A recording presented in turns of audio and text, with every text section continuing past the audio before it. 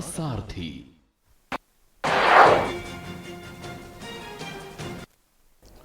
नमस्कार, स्वागत है आपका के न्यूज में। आप देख रहे हैं हमारा खास प्रोग्राम मंथन, और मंथन में मैं हूं आपके साथ विशाल पंडित। आज हम बात करेंगे दिशोम गुरु पार्ट 2।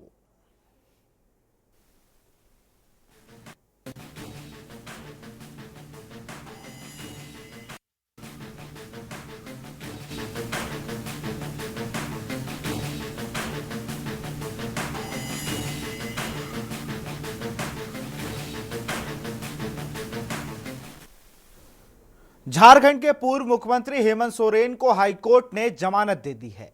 ईडी ने 31 जनवरी की रात को जमीन घोटाले के मामले में उन्हें गिरफ्तार किया था। हेमंत सोरेन ने गिरफ्तारी से पहले मुख्यमंत्री पद से इस्तीफा दे दिया था।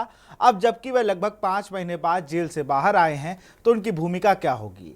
उनके जेल से बाहर आने का पार्टी पर क्या असर पड़ेगा? चुनाव पर क्या असर होगा? ये कुछ बड़े सवाल हैं। वहीं हेमंत सोरेन को जमानत मिलने पर जेएमएम ने फोटो शेयर कर जय संविधान का नारा दिया। झारखंड मुक्ति मोर्चा ने एक्स पर तस्वीर साझा की, जिसमें सोरेन को दहाड़ते शेर के साथ दिखाया गया। हालांकि झारखंड में विधानसभा चुनाव कुछ ही महीने में होने वाले हैं। बामुश्किल 4-5 महीनों में यहां चुनाव होंगे। इसलिए जब हेमंत सोरेन के जेल से बाहर आने के बाद उनकी भूमिका मुख्य तौर पर पार्टी को मजबूत करने की होगी। वह मुख्यमंत्री की कुर्सी पर वापस बैठने की बजाय पार्टी और संगठन को मजबूती देने के लिए काम करेंगे। जहां तक हम झारखंड की राजनीति को जानते हैं और समझ सकते हैं, हेमंत सोरेन गुरुजी यानी शिबू सोरेन की राह पर चलेंगे। इसका संकेत उन्होंने गुरुजी की तरह लुक अपनाकर दिया है। गुरुजी की रणनीतियों पर काम करके वह जन के प्रिय नेता बनने की कोशिश करेंगे। और गुरुजी, उन्हें दिशोम गुरु शिबू सोरेन को कहा जाता है। शिबू सोरेन को दिशोम गुरु इसलिए कहा जाता है, उसका मतलब यह होता है क्योंकि झारखंड एक संथाल बाहुल इलाका है। इसकी अलग मांग को लेकर, अलग राज्य की मांग को लेकर बहुत लंबी लड़ाई लड़ी। झारखंड मुक्ति मोर्चा के संस्थापक शिबू सोरेन ने, और उसके बाद उन्हें दिशोम गुरु के से नवाजा गया। दिशोम गुरु का मतलब देश को जीतने वाला। और अब उन्हीं की तरह अभी कुछ दिन पहले उनके घर में एक मृत्यु होती है, जिसमें हेमंत सोरेन आए भी थे बाहर। तब उनकी तस्वीरें आ रही थी, जब वो एक जो रीति रिवाज है उनके तहत वो अपने घर आए हुए थे पैरोल पे। जब वो पहुंचते तब भी एक तस्वीरें देखने लायक थी। तब भी मैं बड़ा आश्चर्यचकित था कि ये तो शिबू सोरेन की तरह दाढ़ी, बाल और उसी तरीके के लगभग लुक में नजर आ रहे थे। और 5 महीने एक मुख्यमंत्री को, अब तो पूर्व हो गए, उन्हें उठा के रख दिया। और अब कोर्ट में ये आया कि भाई इनके खिलाफ तो सबूत ही नहीं है। बड़ा सवाल यही है कि ऐसी तमाम गिरफ्तारियां ईडी आईटी द्वारा हुई हैं, जिनको लेकर यह कहा जा रहा है कि इनमें दोषी नहीं है कोई। संजय सिंह, आम आदमी पार्टी के नेता, यही बात दोहराते हैं। कल्पना सोरेन, जो कि हेमंत सोरेन की पत्नी है, वो भी लगातार यही कह रही थी। और मुझे तो बयान भी याद है लगभग 30-31 जनवरी का, जब हेमंत सोरेन ने प्रेस कॉन्फ्रेंस करके यह बात कही थी कि एक आरोप मेरे ऊपर आप साबित कर दीजिएगा तो मैं राजनीति छोड़ दूंगा, और राजनीति नहीं, मैं झारखंड राज्य तक छोड़ दूंगा। 5 महीने बहुत लंबा समय होता है, लगभग 160-70 दिन। लेकिन 5 महीनों में क्या क्या बदला। और आज जब वो निकले, जब उन्हें रिहाई मिली, तब उन्होंने क्या कुछ कहा, एक बार सुन लेते हैं। आभार प्रकट करता हूं। आप सबको पता चल ही चुका है कि कानूनी रूप से मैं अब विगत 5 महीनों के बाद जेल से बाहर आया हूं। और इन 5 महीनों का जो वक्त था, मुझे लगता है इस राज्य के लिए, हमारे झारखंडी भाइयों के लिए, यहाँ के मूलवासी आदिवासियों के लिए बहुत ही चिंतनीय महीने रहे हैं। आपको पता है और पूरे देश को पता है कि मैं किस लिए जेल गया था, और अंतोगत्वा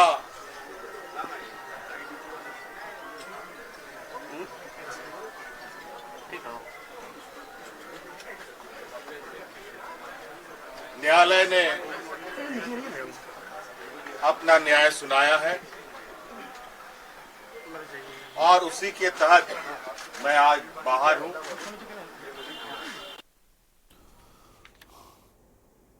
सबको धन्यवाद दिया जिन्होंने 5 महीने संघर्ष किया और माना कि हमारे नेता निर्दोष है। मैं तो बहुत तारीफ करूंगा कल्पना सोरेन की।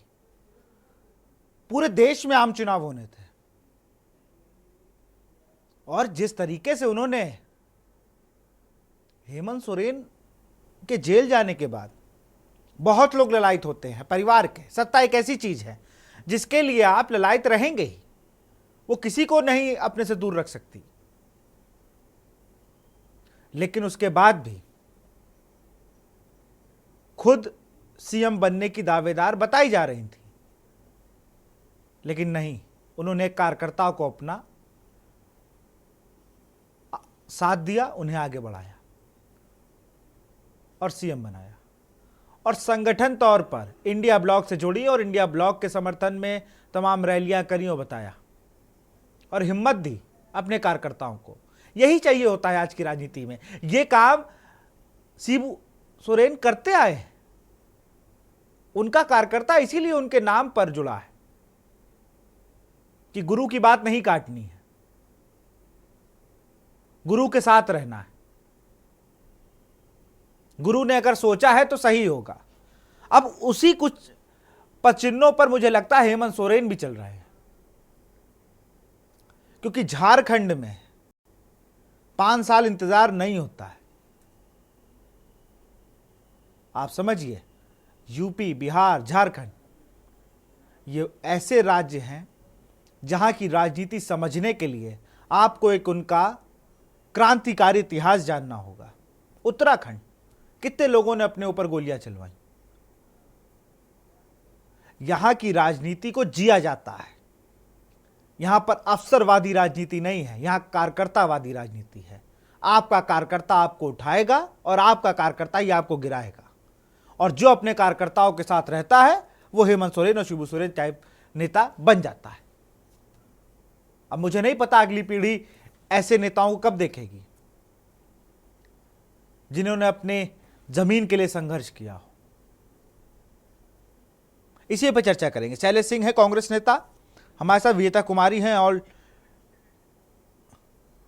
इंडिया झारखंड स्टूडेंट यूनियन की नेता हैं, चंदन मिश्रा हैं राजनीतिक विश्लेषक, शहनवाज हसन है स्टेट हेड झारखंड के। सबसे पहले शहनवाज जी आप ही के पास आऊंगा। आप झारखंड की स्थिति को बहुत अच्छे से समझ रहे हैं। आप लगातार, आज सुबह से हम लोग बात भी इस चीज़ पे कर रहे थे, लेकिन एक बड़ा सवाल कि जब कोर्ट कह रहा है कि भाई कोई सबूत ही नहीं है, बगैर सबूत 31 जनवरी से आप एक राज्य के सीएम को बंद किए हैं, तो क्या माना जाए? बिल्कुल, ये कोर्ट का जो मामला है 13 जून को ही कोर्ट ने अपना फैसला सुरक्षित रख लिया। बहस पूरी हो गई थी। ईडी की तरफ से जो भी साक्ष्य हैं वो प्रस्तुत किए गए और आज उच्च न्यायालय ने मतलब ये कहते हुए उनको बेल दिया है कि ये जो ईडी की तरफ से जो साक्ष्य रखे गए हैं वो पर्याप्त। ईडी ने ऐसा कोई भी दस्तावेज प्रस्तुत करने में असफल रही जिससे वो प्रमाणित कर पाए। दस्तावेज की बात कर रहा हूं मैं, मैंने बहुत सारी चीजें थी, ऐसे कोई दस्तावेज को उन्होंने प्रस्तुत नहीं कर पाए जिससे कि ये प्रमाणित किया जा सके कि वो जो जमीन से जो जुड़ा मामला है उसमें हेमंत सोरेन की संलिप्तता है। बाकी अन्य जो उन्होंने प्रमाण दिए थे उस प्रमाण को कोर्ट ने ये कहते हुए, अभी क्योंकि लोअर कोर्ट में मामला अभी चलेगा क्योंकि ये भी केवल बेल मिला है, और इसमें कहीं ना कहीं ये कहा जाए कि ईडी की किरकिरी ज्यादा हुई है, क्योंकि जब उनके पास इस तरह का साक्ष्य नहीं था और सारी चीजें जब नहीं थी, या साक्ष्य को जुटा पाने में या हड़बड़ी जो जो भी मामला इसमें हुआ है, तो कहीं ना कहीं ईडी की कार्यशैली पर प्रश्न चिन्ह लगता है। और बिल्कुल ये प्रश्न चिन्ह लगता है, और एक तरीके की जो और कार्रवाई हो रही है मुझे लगता है पूरे देश में जिस तरीके से, उसमें भी थोड़ा ये असर पड़ता है। हमारे साथ मोहन कर्मकार जी हैं, जेएमएम के नेता हैं। पहले तो आज आप लोग बड़ा खुश होंगे, हेमंत सोरेन जी को जमानत मिल गई है और उनको जो एक उपाधि दी जा रही है, अगर मैं बात करूं जो उनके पिताजी को दी गई दिशोम गुरु की, उसको लेकर क्या कहेंगे आप? आपका सवाल? मोहन जी, आपको आवाज आ रही है? जी, सवाल रिपीट कीजिए। क्या जी, मैं ये कह रहा हूं कि पहले तो आप लोगों को आज संगठन आपका लिख रहा है कि बहुत बड़ी जीत मिली, संविधान जिंदाबाद।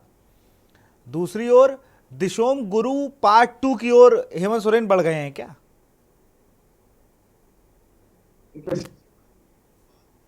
जो जिस जमीन का मामला को लेकर के माननीय हेमंत सोरेन जी के ऊपर में जो आरोप लगाया था और ईडी के द्वारा इतना जल्दी नोटिस पर नोटिस और गिरफ्तारी का जो निर्णय भी उन्होंने लिया, ये पूरी तरह से हमको लगता है कि कहीं ना कहीं जो आज माननीय अदालत का जो निर्णय आया, जो डिसीजन जो आया है, उस पर जो कमेंट्स किया है, उसके अनुसार ये लगता है कि ईडी के द्वारा कहीं ना कहीं ये चूक हुआ है। वो किस बेसिस पर, किस ये पर उनको गिरफ्तार करके जेल में डाला गया था, करीब करीब हमको लगता है कि ये मामला स्पष्ट होता नजर आ रहा है। अभी ठीक है कि वर्तमान समय में माननीय हेमंत सोरेन जी को बेल मिला है। अभी इस पर अभी केस और चलेगा। केस का निर्णय अंतिम जो भी हो उसको देखा जाएगा, उसको पूरा लीगल तरीके से हमारे पार्टी देख रही है, उस चीज को लड़ेंगे। लेकिन जो स्थिति राज्य के भीतर जिस तरह से उत्पन्न की गई थी, और इसमें शायद हमको लगता है कहीं ना कहीं से ईडी जो सरकारी एजेंसियां हैं, ये केंद्र सरकार के इशारे पर हो या उससे मिसगाइड हो करके, ये हमको लगता है कि ये सारा प्रकरण को उन्होंने झारखंड में अंजाम दिया था। लेकिन आज वो बैकफुट पर धीरे धीरे नजर आ रहा है, क्योंकि 31 तारीख को उनकी गिरफ्तार होती है, बिना प्रूफ का उनको गिरफ्तार किया जाता है, और 31 तारीख के बाद आज 13 तारीख को इस पर पूरी तरह से बहस हुआ और उसके बाद ऑर्डर को रिजर्व रखा गया था। आज ठीक है, माननीय न्यायालय के द्वारा इस पर आदेश आया है। तो अभी तक ईडी के द्वारा कोई ऐसा ठोस प्रमाण हमको लगता है न्यायपालिका में नहीं दे पाया, और जिसके चलते माननीय हेमंत सोरेन जी को आज माननीय अदालत से ये विचार करके आज बेल दिया गया है। और आगे भी इस पर हमको लगता है कि जिस तरह का इसको कानूनी लड़ाई लड़ना पड़े, हम लोग इसको लड़ेंगे, और राज्य को विकसित करने के लिए, राज्य के लोगों को न्याय दिलाने के लिए, और राज्य जिस उद्देश्य के साथ बना है, जो हमारे माननीय गुरुजी का जो आप अभी नाम जिक्र किए, उनका जो सपना था और उनका संघर्ष से जो राज्य अलग हुआ है, निश्चित तौर पर आज माननीय हेमंत सोरेन जी उसके सुपुत्र है, आज उस चीज को आस्ते आस्ते करके आगे बढ़ा रहे हैं। और हमको लगता है कि आने वाला समय निश्चित तौर पर झारखंड के लोगों को यहाँ उनका हक, उनका अधिकार मिलेगा, राज्य विकसित होगा। इसी चीज से हमको लगता है केंद्र सरकार, भारतीय जनता पार्टी तरफ से वो ये सारी चीजों को देख करके, इसका कार्यशैली को देख करके उसके मन में एक घबराहट है केंद्र सरकार की, और ये चाहा था लोकसभा चुनाव के पहले कि हम झारखंड राज्य के मुख्यमंत्री माननीय हेमंत सोरेन जी को, जो उस समय वर्तमान राज्य के मुख्यमंत्री थे, उसको जेल में डाल देने से शायद हम झारखंड में पूरा 14 के 14 सीट पर हम विजय हासिल करेंगे। लेकिन कहीं ना कहीं इसमें वो फेल हुआ है, और एक केंद्र सरकार का जो छवि था उसमें हमारे राज्य के भीतर में उस छवि भी धूमिल हुआ है। और हमारे झारखंड मुक्ति मोर्चा के सर्वमान्य नेता और पूर्व मुख्यमंत्री माननीय हेमंत सोरेन जी को जेल में डालने के बाद भी उसका कद इस राज्य के भीतर जनता के बीच में उभर करके सामने आया है एक अच्छा छवि के रूप में। और निश्चित तौर पर आने वाला विधानसभा चुनाव में भी हमको लगता है कि इसका लाभ झारखंड मुक्ति मोर्चा हम लोग को अब मिलेगा। तो देखना और होगा ही किस तरीके से संगठन काम करता है। वापस तो आ गए, लेकिन चुनौती जो चुनाव है उसको भी देखना होगा। विजेता वर्मा हमारे साथ जुड़ी हुई हैं, ऑल इंडिया झारखंड, हो सकता है ऑल झारखंड स्टूडेंट यूनियन की नेता हैं। बहुत बहुत स्वागत है आपका। आप किस नज़रिए से देखती हैं इसको? अभी तो पूर्णतः जो कोर्ट में मामला है पूर्णतः वो वहाँ अभी तक लंबित ही है। अभी तो जमानत हुई है और इसको पूर्णतः ये नहीं कहा जा सकता है कि वो दोषी नहीं है, करार से मुक्ति नहीं मिली। जमानत हुई है, जमानत के बाद वो बाहर है और जब तक कि मामला कोर्ट में है तो हम लोगों को न्याय पर भरोसा रखते हुए और जो मामला जब तक कोर्ट में है उस समय तक इंतजार करना चाहिए। चलिए, बिल्कुल इंतज़ार रहेगा। अभी तो अब और भी उस पर फैसले हैं। डॉक्टर अवरल मलिक हैं, बीजेपी के प्रवक्ता हैं। बहुत बहुत स्वागत है आपका। अब क्या कहिएगा आप? अब तो विपक्ष आप पे और हमलावर है कि कोर्ट ने ही कह दिया कि क्या मतलब है, कोई आप एक सबूत नहीं दे पाए और आप कह रहे हैं कि ये 8.36 एकड़ भूमि पर अवैध कब्जा कर रखा है इन्होंने, उसका भी कोई सबूत नहीं दे पाए। जबकि ये बात हेमंत सोरेन की ओर से कोर्ट में भी कही गई कि ये मनी लॉन्ड्रिंग नहीं बल्कि राजनीतिक प्रतिशोध का मामला है। जी देखिए विशाल जी, आप कह रहे हैं कि विपक्ष और ज्यादा हमलावर है, तो हमलावर होने का अधिकार आज विपक्ष का नहीं है। हमलावर होने का अधिकार आज भारतीय जनता पार्टी के पास होना चाहिए, क्योंकि अब मैं इसके पीछे तथ्य और कारण आपको गिना देता हूं। जिस प्रकार से कहते हैं अघोषित आपातकाल है, तो अघोषित आपातकाल में जमानत कैसे मिल रही है, इसका उत्तर देंगे। क्या न्यायालय के ऊपर भरोसा नहीं करते हैं जब ये बयान देते हैं? और हम तो न्यायालय के ऊपर भरोसा करते हैं। इसका मतलब ये झूठ बोलते हैं, बिना सरपैर की बात करते हैं, बिना तथ्यों के बात करते हैं, विदाउट एविडेंस बोलते हैं। उसके साथ साथ जहां तक बात है जमानत की, तो ये जमानत मिली है और जमानत को निर्दोष नहीं कहा जाता है, निर्दोष सिद्ध नहीं हुए हैं, इसको समझ लेना चाहिए। और जहां तक बात है भारतीय जनता पार्टी की, तो भारतीय जनता पार्टी का इसमें किसी प्रकार का कोई रोल नहीं है। जिस प्रकार से कहा जाता है कि विपक्षी नेताओं को नरेंद्र मोदी जी या भारतीय जनता पार्टी जेल भेज रहे हैं, हमारी जेल भी नहीं है और हम किसी को जेल भेजते भी नहीं है। जेल भेजने का अधिकार भारतीय जनता पार्टी का नहीं है।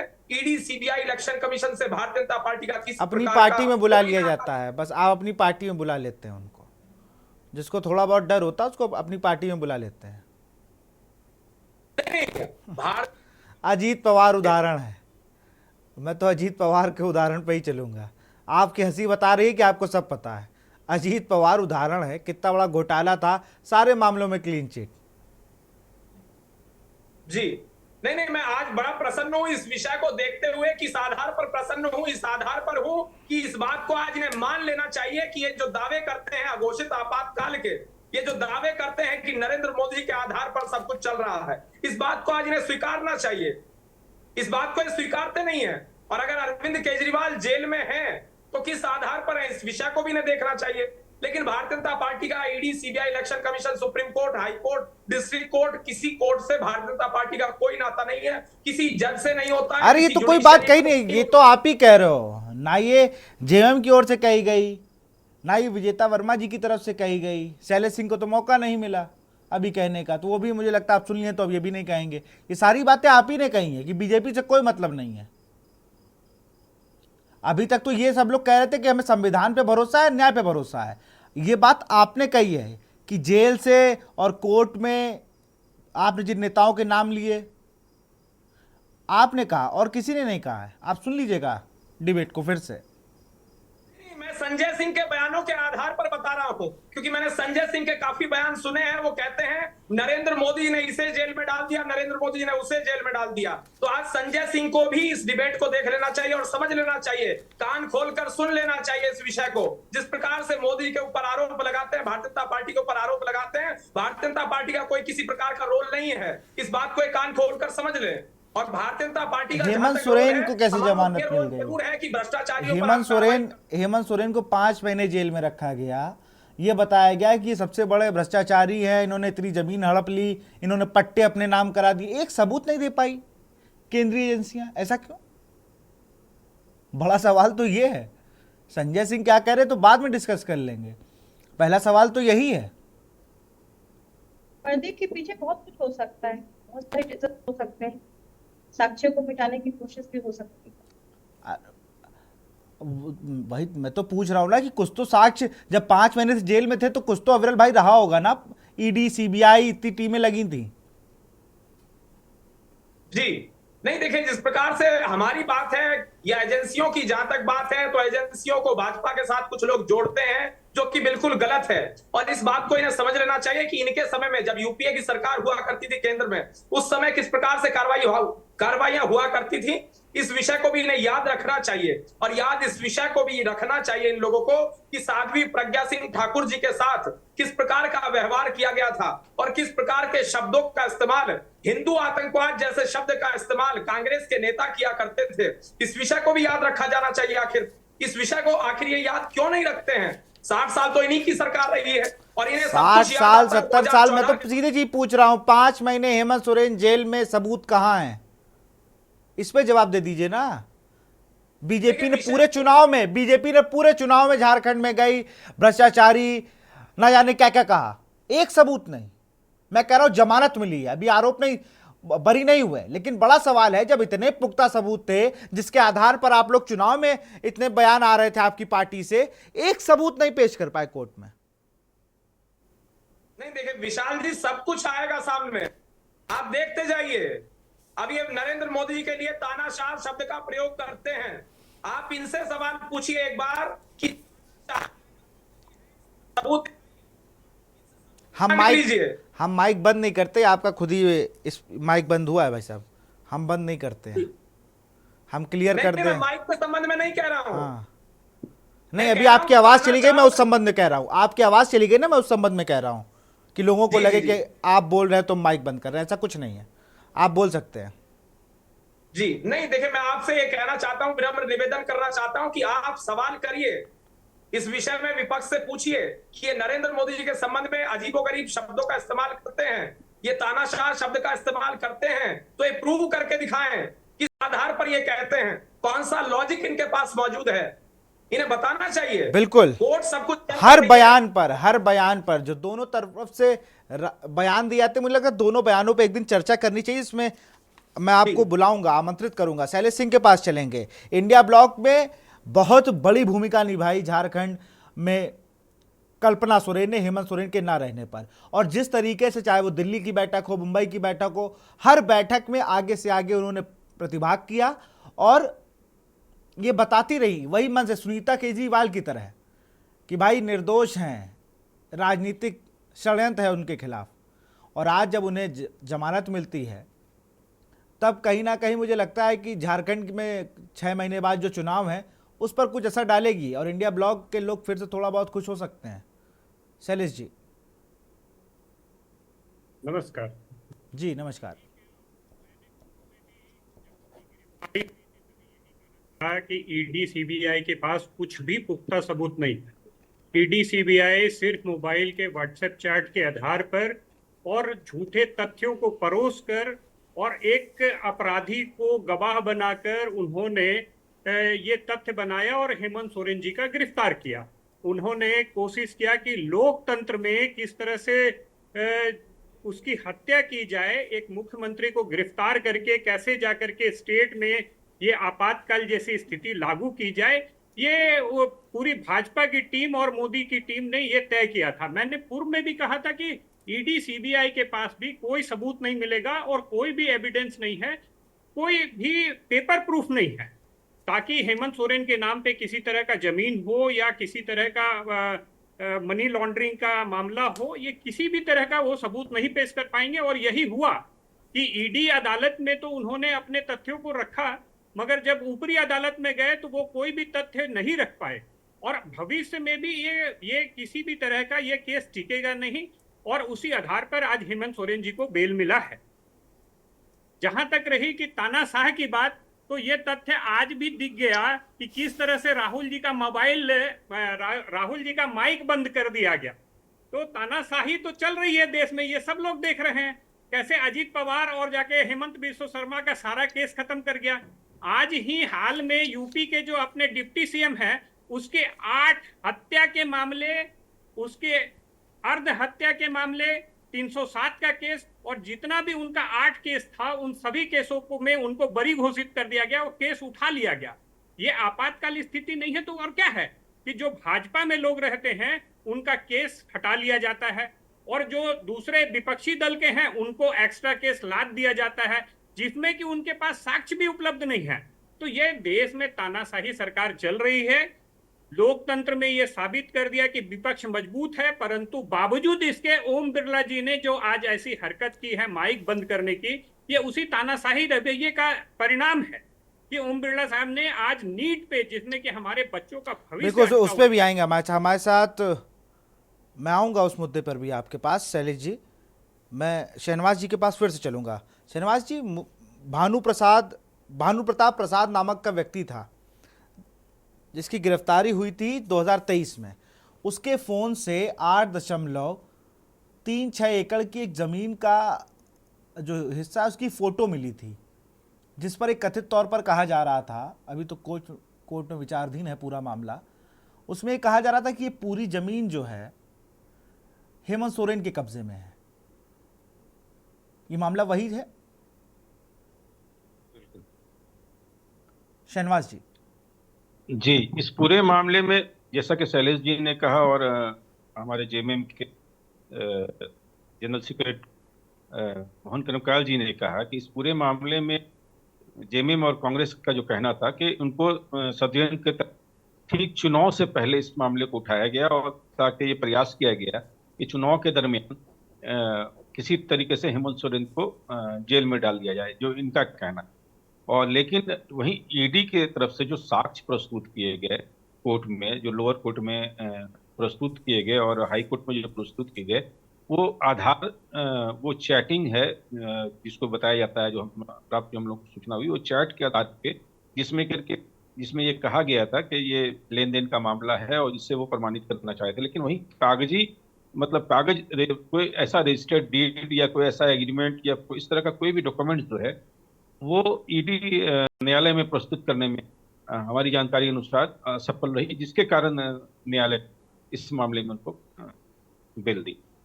चुनाव पर कितना इफेक्ट पड़ेगा? लगभग 6 महीने बचे हैं चुनाव के। पार्टी, संगठन, 6 नहीं बल्कि मैं ये कहूंगा कि अक्टूबर से आचार संहिता लग जाएगा झारखंड में, जो संभावना है जी, तो 2 ही महीने कहा, तो 2 से 3 महीने के अंदर में चुनाव। मुझे तो लगता है कि जो मेरा अपना आकलन है कि ये जैसे कि लोकसभा चुनाव में भी इसका काफी असर हुआ, जिसमें 5 सीटें ही यूपीए इंडिया गठबंधन के खाते में आई, तो ट्राइबल एरिया में काफी असर हुआ इसका। और ट्राइबल एरिया में बीजेपी, जहां पर बीजेपी का गढ़ कहा जाता था, जो खूंटी, जहां 8 साल नहीं बल्कि लगातार 8-10 बार भाजपा जहां पर कभी अपराजित रही है, वहां से वो सीट हार गई बीजेपी। उसी तरीके से अन्य सीटों पर भी जहां बीजेपी को जीतने की संभावना थी, उन सीटों को, और ये देखा गया कि ट्राइबल्स जो हैं इस घटना को दूसरे रूप, ये ईडी की जो कार्रवाई है उसको बदले की कार्रवाई के रूप में ट्राइबल्स ने ली।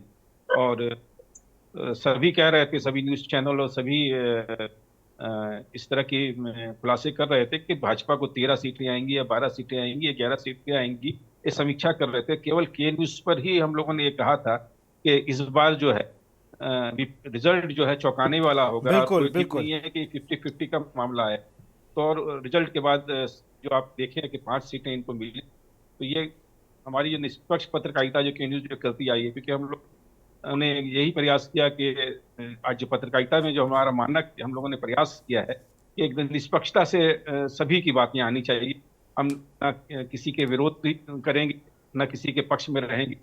और इसको लेकर के हम लोगों ने लगातार प्रयास किया, इस पर रिपोर्ट तैयार की। हमारे साथ अब जुड़ गए हैं भाजपा के, मैं चाहूंगा उनके भी लें, बंटी सिंह हैं, जी भाजपा जी के जो जी, काफी करीबी बिल्कुल हैं, बिल्कुल पूर्व मुख्यमंत्री रघुवर दास जी के, और भाजपा में भी राष्ट्रीय प्रदेश बिल्कुल। मैं कार्यकारिणी में हाँ मैं उन उनका भी पक्ष लिया जाना जी, चाहिए। मैं उनकी तरफ जाता हूँ। जब तक वो हमसे जुड़ते हैं तब तक मैं रुक कर लेता हूँ मोहन जी का, जेएम के नेता हैं। मोहन जी, क्या लग रहा है संगठन को लेकर? तैयारियां तेज हो गई क्योंकि अक्टूबर से शहनवाज जी ने बताया, आपके लिए तो अब ये बिल्कुल प्लस पॉइंट हो गया, ये नहले पे नहला है कि भाई आपको हेमंत जी बाहर आ गए हैं। अब हेमंत सोरेन के बाहर आने से संगठन में जो थोड़ा बहुत भी अगर कहीं पर कुछ नजर आ रहा होगा तो वो फिलअप हो जाएगा और अब फिर से एक नई ऊर्जा के साथ आप लोग विधानसभा चुनाव में जा सकते हैं। देखिए, निश्चित तौर पर माननीय हेमंत सोरेन जी का बाहर आने से पार्टी को इसका लाभ मिलेगा। और जो असली बात है, राज्य के लिए जो जनहित का काम को जिस तरह से उन्होंने आगे बढ़ाया था, चाहे वो कोरोना काल के समय हो या उसके बाद का जो कार्यकाल उनका रहा, इस कार्यकाल में किस तरह से राज्य को विकसित करने के लिए जिन सारी कल्याणकारी योजनाओं को लेकर के वो आए थे, जिसकी शुरुआत की थी, और वो कहीं ना कहीं जनता के बीच में उसका अच्छा मैसेज भी जा रहा था। और इसी बीच ये सारा गिरफ्तारी का प्रकरण हुआ, किस तरह से हुआ, क्या हुआ, ये आप सारे लोग इस चीज को जानते हैं। और ये सारा चीज पर एक प्रकार से जो ईडी के द्वारा उन्होंने जो तथ्य वहां पर माननीय न्यायालय में जो उन्होंने दिए, वो तथ्य उनका कहीं भी नहीं टिका। और आज हेमंत सोरेन जी को इसमें जमानत मिली है, इसका लाभ पार्टी को मिलेगा, राष्ट्रीय जनता को भी मिलेगा। आने वाला चुनाव में निश्चित तौर पर हम लोग और जोश खरोश के साथ हेमंत सोरेन के नेतृत्व में और इंडिया गठबंधन एक साथ मिल करके राज्य के भीतर में हम लोग विधानसभा चुनाव लड़ेंगे। और यहाँ जो बीजेपी जिस तरह का यहाँ पर षड्यंत्र रचने का काम किया था, उसको भी हम लोग जनता के बीच में ले जाने का प्रयास करेंगे। और यहाँ से हम लोग कम से कम बीजेपी को विधानसभा में, तो यहाँ कहीं भी बीजेपी दूर दूर तक दिखाई नहीं देगा। ये स्थिति उनको अभी से ही हमको लगता है कि आभास हो गया है हेमंत सोरेन के निकलने के बाद। और निश्चित तौर पर आने वाला समय में ये उनको खमियाजा भुगतना पड़ेगा। हम लोग, क्योंकि एक आदिवासी लीडर हेमंत सोरेन है और उसके कैरियर में हमको लगता है कहीं भी किसी तरह का इस तरह का कोई दाग नहीं था। अगर उनके ऊपर दाग होता तो एक पर एक जेल में रहते, उसको कई मुकदमा उसके ऊपर ईडी के द्वारा गढ़ दिया जाता। लेकिन आज कोई उसके ऊपर में किसी तरह का आरोप नहीं रहा, जिसके कारण आज ईडी कोई दूसरा केस भी उसके ऊपर नहीं कर पाया। और एक तरफ आप देखते हैं जो केंद्र सरकार की ईडी है, ईडी के द्वारा अभी आप ही नाम ले रहे थे यहाँ पर, जिस तरह से हेमंत बिस्व शर्मा, शुभेंदु अधिकारी, अजीत पवार, छगन भुजबल, येदुरप्पा, ये सारे लोग को आप देखे हैं। इनके ऊपर जब ये लोग विपक्ष में थे तो किस तरह का आरोप लगाए थे इन लोगों पर, और कैसे इनके ईडी सीबीआई उन लोगों को परेशान कर रहे थे, कैसे गिरफ्तारी करने के लिए पहुंच जाते थे। और आज जब उसके दल में शामिल हो गए तो ऐसा लगता है कि सारे लोग गंगा स्नान करके आए। आज उसकी फाइल भी कहाँ बंद हो गई ये किसी को मालूम भी नहीं होगा। उसके रूलिंग पार्टी में आप मध्य प्रदेश के जो माननीय शिवराज चौहान जी है, अभी केंद्रीय मंत्री है, उसके ऊपर में व्यापक घोटाला था, उनका क्या हुआ वो भी अभी तक उसका कोई जानकारी नहीं है। इसी तरह का हेमंत, उसको भी यहाँ झारखंड का विधानसभा के लिए हमको लगता है यहाँ के प्रभारी बना करके भेजे हैं। और साथ ही साथ जो असम के मुख्यमंत्री है आपके हेमंत बिस्व शर्मा, जिसके ऊपर इतने बड़ा आरोप यही भारतीय जनता पार्टी ने लगाए थे, उसको असम के मुख्यमंत्री बना दिए हैं और उनको भी झारखंड का प्रभारी बना करके यहाँ भेजे हैं। ये जनता को क्या मैसेज देंगे? ये तो दोनों व्यक्ति दागदार व्यक्ति है, जो करप्शन में, भ्रष्टाचार में जो लिप्त थे, जिसके ऊपर हम नहीं, भारतीय जनता पार्टी ने यह आरोप लगाया था, उनके ईडी सीबीआई ने आरोप लगाया था। बिल्कुल। और इस पे जवाब लेंगे, इस पे जवाब लेंगे मोहन जी। हम जरा विजेता वर्मा जी के पास चलेंगे। और झारखंड यूनियन विधानसभा चुनाव में जब पार्टिसिपेट करेगा, उसके लिए चुनौती इस बार जेएमएम फिर से रहने वाली है, क्योंकि जेएमएम के पास अभी तक जो लोग लग रहा था कि जमानत नहीं होगी, विधानसभा चुनाव के बाद तक फैसला आ जाएगा, सज़ा हो जाएगी, बड़ा विपक्ष जो था बड़ा खुश था हेमंत सोरेन को लेकर। लेकिन आज तो जमानत मिल गई, और फिर आप भ्रष्टाचार की जो बात करते हैं उस पर भी स्टैंड नहीं हो पाया मामला। आज भी आप लोग कई जगह प्रदर्शन कर रहे थे। विजेता जी। जी देखिए, मैं बार बार यही बताऊंगी कि अभी तक मामला जो कोर्ट में है वो लंबित है, तो इस पर ज्यादा टिप्पणी ठीक है। अभी आज जमानत मिली है, अभी तक जो भी दोषी करार पूर्णतः वो दोषी नहीं है ऐसा कोर्ट ने नहीं कहा है। अभी सिर्फ जमानत मिली है और आगे केस अभी कोर्ट के अंदर है। तो अभी ये कहना बहुत जब ये मामला सब जुडिस है कोर्ट, तब इस पर टिप्पणी करने का अभी तक ऐसा कुछ समझ नहीं है, मतलब अभी टिप्पणी करना सही नहीं। मैं तो पूछ रहा हूँ कि विधानसभा चुनाव को लेकर क्या तैयारी है, क्योंकि यहाँ पर तो पार्टी को बूस्टर मिल विधानसभा गया है। चुनाव को लेकर के तो सारी पार्टियां तैयारी कर रही हैं, और जब मैं अपनी पार्टी से बात करूं तो हमारी तैयारी भी पूर्णतः बहुत जोरों शोर से चल रही है हर प्रखंड में। और हम लोग का भी कार्यक्रम चल रहा है, हल्ला बोल का कार्यक्रम चल रहा है, जो कि 26 जुलाई से अभी 26 जून से 6 जुलाई तक ये कार्यक्रम है चल रहा है। तो सारी पार्टियां तैयारी कर रही हैं और सब अपने अपने स्तर से तैयारियां कर रही हैं। विजेता जी, एक सवाल मेरी तरफ से है, क्या कारण है कि अंतिम समय में आजसू के जो सांसद हैं उनका नाम मंत्रिमंडल में नहीं शामिल किया गया? ये दल छल का है, उन्होंने अपना दर्द बयां भी किया है। आखिर कौन वो लोग हैं भाजपा में जो आजसू और भाजपा के बीच में जो खटास दिखने को मिल? जी, ये दर्द छलका है, लेकिन ये एनडीए गठबंधन के बात है और हो सकता है कि आने वाले दिन में कुछ नए चेंजेस देखने को मिले। मंत्रिमंडल में शामिल होंगे वो? पूर्णतः भी इस बात पे मैं कोई टिप्पणी नहीं करूंगी, लेकिन हो सकता है कि ऐसा कुछ संभवतः ऐसा कुछ हो जाए। बंटी जी को इसमें, क्योंकि भाजपा झारखंड भाजपा से बंटी जी हैं काफी लंबे समय से, मैं चाहूंगा जी मैं ब्रेक के बाद फिर उन्हें जोड़ता हूं। बंटी जी को मैं टीम से कहूंगा कि उन्हें जोड़े। फिलहाल आप सब बने रहिए हमारे साथ। हम लोग बात करें दिशोम गुरु पार्ट 2 की। हेमंत सोरेन को जमानत मिल चुकी है, अक्टूबर से आचार संहिता लागू हो जाएगी झारखंड में। अब देखना होगा कि किस तरीके से जो चुनाव है उन पर इफेक्ट पड़ता है। फिलहाल यहाँ रुकते एक छोटे से ब्रेक के लिए।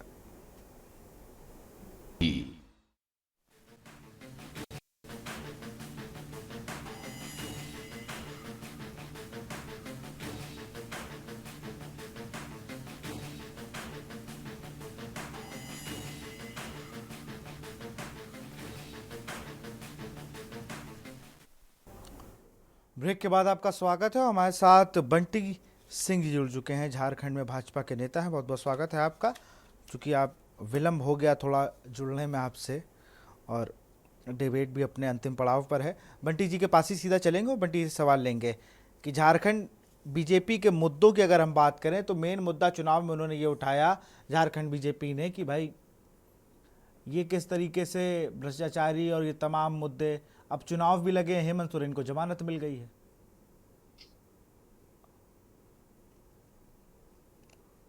देखिए, मैं तो चुनाव की बात जो आप कर रहे हैं, पहले तो मैं कहूंगा कि यह जो कोर्ट का मामला है, कोर्ट में लंबित मामला है और हम कोर्ट का सम्मान करते हैं। जहां तक बात है उनको जमानत मिल गई, तो यह जमानत जो है अभी फिलहाल जमानत ही मिली है, अभी बरी नहीं हुए हैं। और जिस तरह के मैं आपका डिबेट सुन रहा था और सब लोग कह रहे थे, अपनी अपनी बातें रख रहे थे, कर्मकार जी अपनी बात रख रहे थे, तो मैं मोहन जी से पूछना चाह रहा हूं कि हम जिस तरह की बातें कर रहे हैं, या जो जेल गए, तो ये 5 महीने जो जेल में रह कर आए, तो यह कोई क्रांतिकारी के रूप में नहीं गए, ये एक भ्रष्टाचारी के रूप।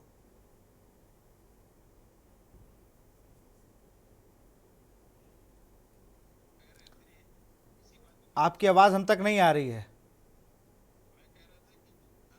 कर्मकार जी कह रहे थे, तो ये एक क्रांतिकारी के रूप में हेमंत सोरेन जी नहीं गए हैं जेल, वो जेल गए हैं एक भ्रष्टाचारी के रूप में। और जहां तक के आदिवासियों के उत्थान की बात कर रहे हैं, ये खुद का उत्थान करने में लगे हुए हैं, जिस कारण से उन्हें इस तरह की नौबत आई। और किस तरह आप कह रहे हैं साक्ष्य के अभाव में, साक्ष्य अभी क्या जुटे क्या नहीं जुटे, अभी सारी बातें तो आपको भी नहीं पता होगी, हमको भी नहीं पता होगी। तो कोर्ट ने अपना मामला किया, कोर्ट का हम सम्मान करते हैं, कोर्ट ने जो निर्णय लिया हम सब उनका सम्मान करते हैं। चलिए, अब ये देखना होगा ना कि किस तरीके से क्या क्या असर पड़ते हैं झारखंड की राजनीति। बहुत बहुत शुक्रिया शहनवाज हसन जी आपका भी। मोहन जी जल्दी से क्योंकि मुझे अगले टॉपिक पे भी जाना है। मोहन जी। बंटी जी जो बीजेपी के तरफ से आज बोल रहे थे, मैं उसी का जवाब दे रहा हूँ। हेमंत सोरेन जी को जिस मामले में जेल में डाला गया था ईडी के द्वारा, ये तो वही जानते हैं कि ईडी ने जो आरोप लगाया था, आज बेल में उन्होंने विरोध भी किया, लेकिन ऑर्डर शीट में ही उन सारी चीजों को माननीय न्यायाधीश के द्वारा उसमें ऑर्डर शीट में लाया गया कि कोई ठोस प्रूफ वहां पर अभी नहीं दे पाया। जिस आधार पर उनको गिरफ्तारी किया गया था, क्या वो भ्रष्टाचारी का मामला था? अगर वो साबित हो जाता तो आज उनको, हमको लगता कि बेल नहीं मिली। दूसरी बात है, ठीक है अभी बेल मिला है, हम इस पर ज्यादा खुश भी नहीं हो रहे हैं, लेकिन ये हमारी पहली लड़ाई, पहली जीत है जो माननीय न्यायालय में अपनी बातों को हमने रखा, ईडी के द्वारा वो अपनी बात को रखा और उस पर माननीय न्यायालय ने यह निर्णय किया है। आगे अभी अंतिम फैसला था कि इस केस का निर्णय आने तक हम अपना लड़ाई को इसमें लड़ेंगे, लेकिन जिस तरीके से उसको गलत आरोप में जेल में डाल के रखा गया था, ये वो क्रांति उसको बोलिए चाहे जो बोलिए, अब इससे तो झारखंड के जनता में बीजेपी के प्रति ये रोष पैदा हुआ है। अब ये रोष कितना काम आएगा ये देखना है, इस रोष को में राजनीति कैसे बनेगी बिगड़ेगी ये देखना। बहुत बहुत शुक्रिया मोहन जी आपका भी, शहनवाज जी आपका भी, विजेता जी आपका भी बहुत बहुत शुक्रिया और कुलवंत सिंह बंटी जी आपका भी बहुत बहुत शुक्रिया। हम बात कर रहे थे दिशोम गुरु पार्ट 2 की। अब आने वाले झारखंड चुनाव में हेमंत सोरेन की जमानत से संगठन, पार्टी और राजनीति पर क्या फर्क पड़ेगा, इसको